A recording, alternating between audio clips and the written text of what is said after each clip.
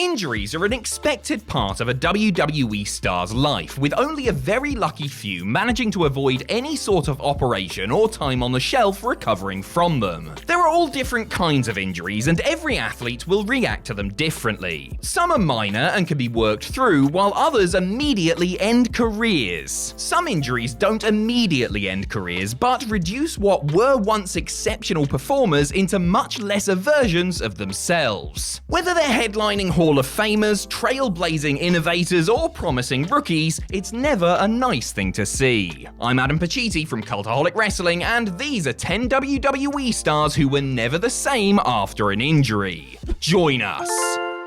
Number 10, Brian Pillman. Brian Pillman had the wrestling world by the balls in the mid-90s, his controversial loose cannon character making him a hot property and bagging him a lucrative contract with WWE. Before he could officially start with Vince McMahon's organization, however, Pillman's in-ring career almost came to a screeching halt when he was involved in a car wreck that shattered his ankle. In his prime, Flying Brian had been one of the most dynamic and exciting performers in the industry, an early pioneer of a risk-taking hybrid style that would soon be in vogue.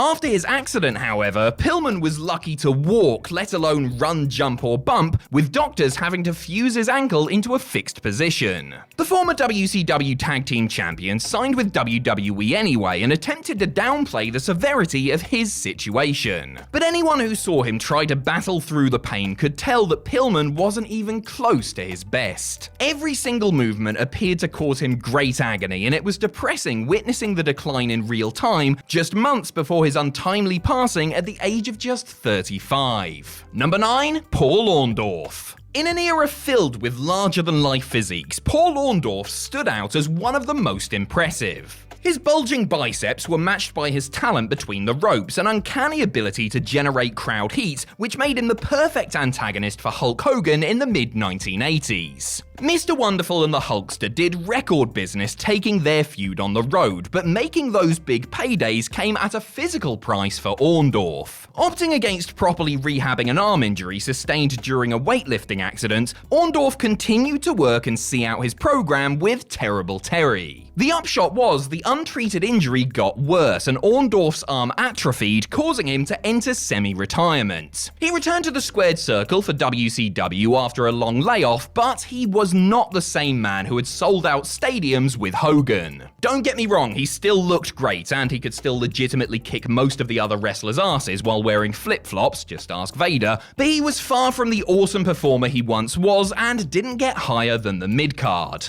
A neck injury suffered in 1999 finally took him out of the ring for good. Number 8, Candice Michelle. Candice Michelle deserves a lot of credit for how hard she worked to not only become a competent professional wrestler, but a believable women's champion in just a couple of short years. The Diva Search cast-off went from GoDaddy Girl and Vince's Devil to title holder after rapidly improving her skills in the ring. After beating Melina to bag the gold, Candice began a competitive feud with Beth Phoenix. Against the Glamazon, Michelle looked better than ever and appeared to set her game up another notch. However, during a 2 out of 3 falls match with Phoenix on the October 22nd, 2007 episode of Raw, Candice's career came crashing down, off the top rope and onto her head.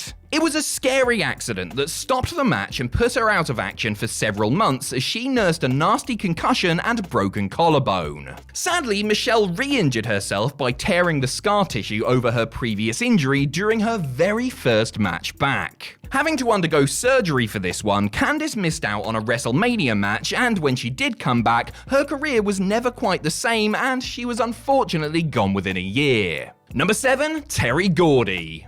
Though Terry Bam Bam Gordy made his name and reputation in other territories such as World Class and overseas in Japan, he did have a brief ill-fated run in WWE as a member of the Fabulous Freebirds in the mid-80s. That run ended after the Hellraisers missed a show and turned up late and drunk to other ones, but Gordy was given a second bite of the WWE cherry over a decade later as the Executioner. And there was a good reason Terry came back not under his own name but with a new masked gimmick. A few years prior, GORDY overdosed on a plane trip to Japan and slipped into a 5-day coma. Sustaining permanent brain damage as a result, he had to learn how to talk, walk, and ultimately wrestle all over again. While once one of the most impressive big men in the business, GORDY was now a shell of his former self and couldn't perform anywhere close to the top level. Hired in part as a favour to fellow Freebird Michael Hayes, GORDY's run as the Executioner was fleeting and sad to watch. It was his last high-profile gig prior to passing away in 2000. Number 6. Sid Vicious. One of the few bright spots during the dying days of WCW was Sid. The master and ruler of the world was at the top of his game after returning to Turnertown in 1999 as the Millennium Man. Immensely popular and seemingly motivated to do the work, Sid was involved in some very entertaining storylines as well as a few cracking matches. It was no surprise to see the company make him their World Heavyweight Champion, nor to have him stay in the mix when he wasn't in possession of the belt. It was while trying to reclaim the big gold belt that Sid suffered one of the most horrific injuries ever seen in a pro wrestling ring. During the main event of the Sin pay-per-view in January of 2001, Sid jumped off the second rope and attempted to deliver a big boot to Scott Steiner. Upon landing, his standing leg practically snapped in half. Needless to say, Sid's days as a Major League main event star were instantly over, and since that fateful night, he's only wrestled less than 25 matches, mostly on smaller indie shows. On the bright side, less time wrestling meant more time playing softball. Every cloud?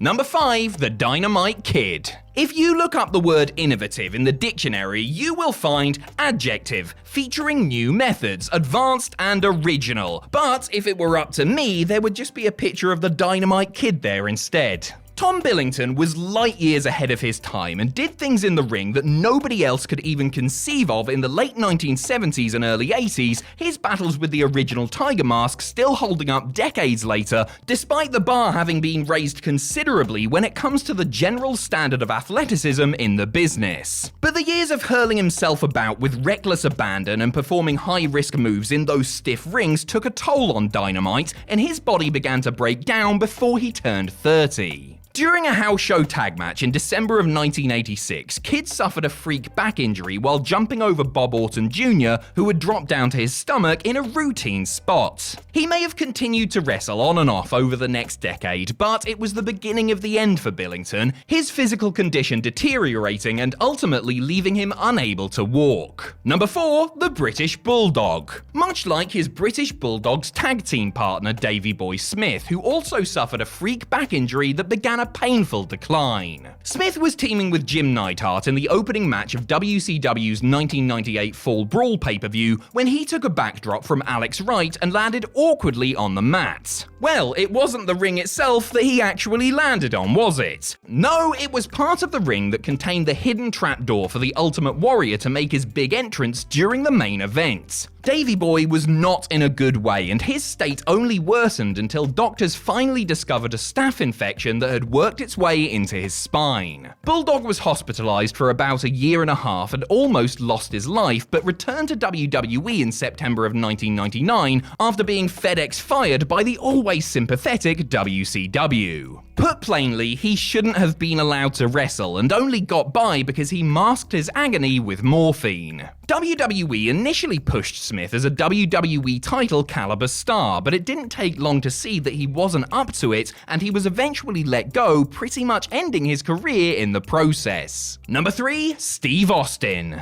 It says something about Steve Austin that he was able to become the hottest thing in the business after suffering an injury that could have called time on his in-ring career. The Texas Rattlesnake was red hot and only getting hotter when Owen Hart spiked him with a sit-out tombstone piledriver in their match at SummerSlam 1997. Austin was able to come back after a few months of rest and rehab, but that was not the end of the story as far as his knackered neck was concerned. Changing up his style to incorporate more brawling and less bumping, Stone Cold was able to delay the inevitable and enjoy a record-setting run before being forced to go under the knife in late '99. The fusion surgery kept him out of action for the best part of a year, and when he returned it was like nothing ever happened, but things caught up to him in the end and the bionic neck eventually put an end to his full-time in-ring career. Austin was such a good worker that he was able to work around his limitations, but there is a big difference between his style pre- and post-injury. Number 2, Christopher Nowinski. Christopher Nowinski came close to winning the very first season of Tough Enough, placing in the final 3, but got a shot at WWE stardom anyway when the company offered him a developmental deal. With his athletic background, Harvard education, and notoriety from WWE's smash hit MTV show, he had every chance of becoming a success. That WWE debuted him on main roster television after less than a year in their farm system spoke to his obvious potential and how quickly he was picking the business up. It also didn't take Nowinski long to find out about some of the pitfalls that come with being a WWE star, particularly when it comes to injuries. He suffered a series of concussions in those first months on the road, the worst of which occurred in the 2003 Royal Rumble, when Edge and Rey Mysterio mistimed a double missile dropkick and the Rated R superstar's body landed right on Nowinski's face. He tried to hide his pain and soldier on as best he could, but would be forced to retire after a full year of suffering post-concussion symptoms. Post-WWE, he has dedicated his life to researching and promoting awareness of concussion-related issues. Number 1, Scott Steiner. Scott Steiner's return to WWE in late 2002 was highly anticipated. Big Papa Pump was very different from his first spell with the company, having changed up his look, style, and attitude during the tail end of WCW. The former World Heavyweight Champion didn't come over for the invasion, and it took him a full year after his guaranteed AOL Time Warner contract expired before he decided to put pen to paper with WWE. There was a good reason for that though. Steiner was far from 100% healthy. About 6 months before his return, it was reported that the big bad booty daddy had been diagnosed with drop foot syndrome, essentially rendering his left foot useless. Steiner had been banged up throughout his long career, of course, but this injury was much harder to work around. It was plain for all to see during his disastrous series of matches with World Heavyweight Champion Triple H, which killed off any hope of him becoming a serious player moving forward. The Genetic Freak's performances were eventually deemed so poor that WWE ended up paying him to sit at home rather than use him,